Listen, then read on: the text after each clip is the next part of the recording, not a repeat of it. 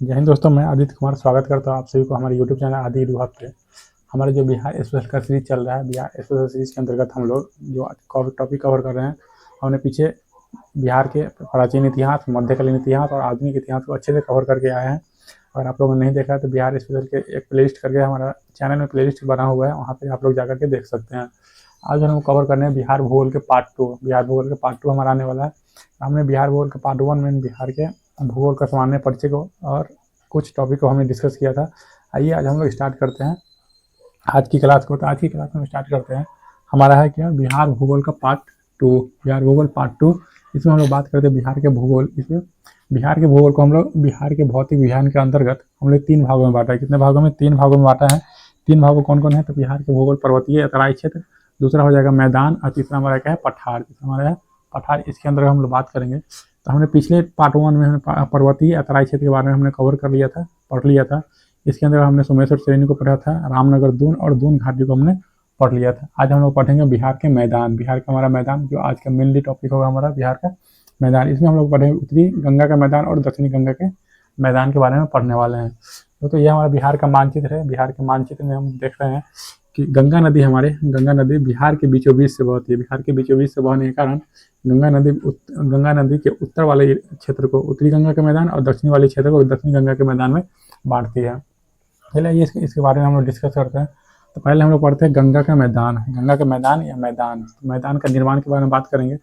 तो बिहार के 95 से 96% क्षेत्रफल इसका विस्तार किसका? तो मैदान का। मैदान का विस्तार कितना? तो 95 से 96% क्षेत्रफल। वहीं बात करेंगे हम इसका निर्माण के बारे में। तो निर्माण गंगा तथा उसकी सहायक नदी में बात करेंगे तो हमारे क्या है, यहाँ से आती है घाघरा, फिर गंडक, फिर बूढ़ी गंडक, फिर कोसी महानंदा। ये क्या है, इन नदियों के कारण क्या बिहार के मैदान का निर्माण हुआ है। तो बात करेंगे तो सहायक नदियों के द्वारा लाए गए अवसादों से इसका निर्माण हुआ है। समुद्र तल से ऊंचाई की बात करें तो समुद्र तल की इसकी ऊंचाई यानी कि गंगा के मैदान की ऊंचाई कितना है? तो इसकी औसत ऊंचाई 60 से 120 मीटर ऊंचा है। 60 से 120 मीटर ऊंचा है गंगा की मैदान किसकी? तो समुद्र तल से इसकी ऊंचाई ऊंचा है।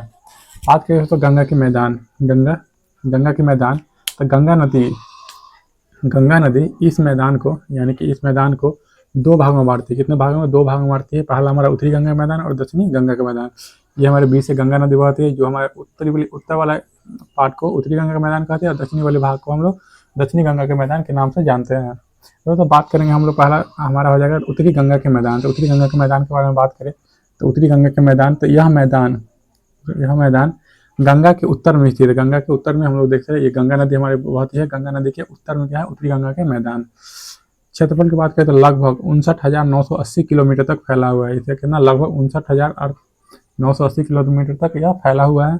वहीं बात करेंगे तो इसका निर्माण कैसे हुआ? तो इसका निर्माण गंगा नदी तथा गंगा की सहायक नदी जैसे घाघरा, गंडक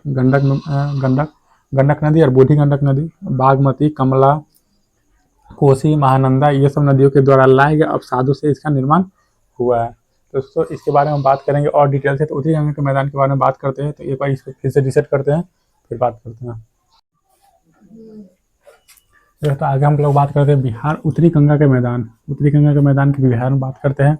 तो उत्तरी गंगा के मैदान को हम लोग 4 भागों में बांटते हैं। कितने? 4 भागों में। पहला हमारा जाएगा तराई या भावर क्षेत्र, दूसरा हमारा जाएगा बांगर या इसे भांगर भी कहते हैं कहीं कहीं, तीसरा हमारा है खादर भूमि और चौथा हमारा दुआब जो 2 नदियों के बीच का क्षेत्र को दुआब। तो हम लोग बात करते हैं इसमें पहला हमारा है तराई या भावर क्षेत्र। तो मेनली ये वाला जो इलाका होता है ये हमें तराई या भावर क्षेत्र कहते हैं। इसके बारे में बात करते हैं शिवालिक श्रेणी के नीचे का क्षेत्र जो उत्तर पश्चिम से उत्तर पूर्व तक के क्षेत्र, संकीर्ण क्षेत्र जो पत्थरनुमा है, जो कहता है पत्थर, यहाँ पे पत्थर की प्रधानता ज़्यादा होता है क्योंकि पर्वत होने के कारण यहाँ पे पत्थर ज़्यादा होता है। इसे हम लोग भावर या तराई क्षेत्र कहते हैं। यह मेनली पश्चिमी चंपारण से किशनगंज तक, पश्चिमी चंपारण यहाँ हमारा जो पश्चिमी चंपारण से लेकर के किशनगंज तक के 10 से 12 किलोमीटर तक के संकीर्ण पट्टी क्षेत्र शामिल है। 10 से 12 किलोमीटर यहाँ से लेकर यहाँ 10 से 12 किलोमीटर ये हमारा हो जाएगा संकीर्ण पट्टी क्षेत्र शामिल है। किसमें? तो तराई या भावर क्षेत्र में। वही हम लोग बात करेंगे आगे बांगर या भांगर भूमि। तो यह पुराने जलोढ़ निक्षेप का क्षेत्र है। पुराने जलोढ़ निक्षेप, यहाँ पर प्रत्येक वर्ष बाढ़ का पानी नहीं आता है, प्रत्येक वर्ष बाढ़ का पानी नहीं आता है। यह मिट्टी कम उपजाऊ होता है, इसलिए इसे बांगर या भांगर कहते हैं। वहीं हम लोग बात करें खादर भूमि, क्या खादर भूमि, तो खादर भूमि में बात करते हैं नवीन जलोढ़ का विस्तारित क्षेत्र, किसका नवीन जलोढ़ का विस्तारित क्षेत्र है। यह क्षेत्र में लगभग हर साल बाढ़ का पानी आता है, यहाँ पे बाढ़ आते रहता है हर एक साल। इसके बारे में बात करते हैं, यह मिट्टी बांगर की तुलना में ज़्यादा उपजाऊ है। किसी कौन, तो खादर भूमि, किसकी तुलना में, तो बांगर की तुलना में ज़्यादा उपजाऊ क्या है, तो खादर भूमि। आगे हम लोग बात करते हैं दोआब। तो दो नदियों के बीच का क्षेत्र, ये दो नदियों के बीच का क्षेत्र, ये हमारा घाघरा नदी, ये हमारा गंडक नदी, तो इसके बीच में जो क्षेत्र है उसको हम कहते हैं दोआब के नाम से जानते हैं। दो नदियों के बीच का क्षेत्र को हम लोग दोआब कहते हैं। इसमें हम 3 दोआब पढ़ते हैं।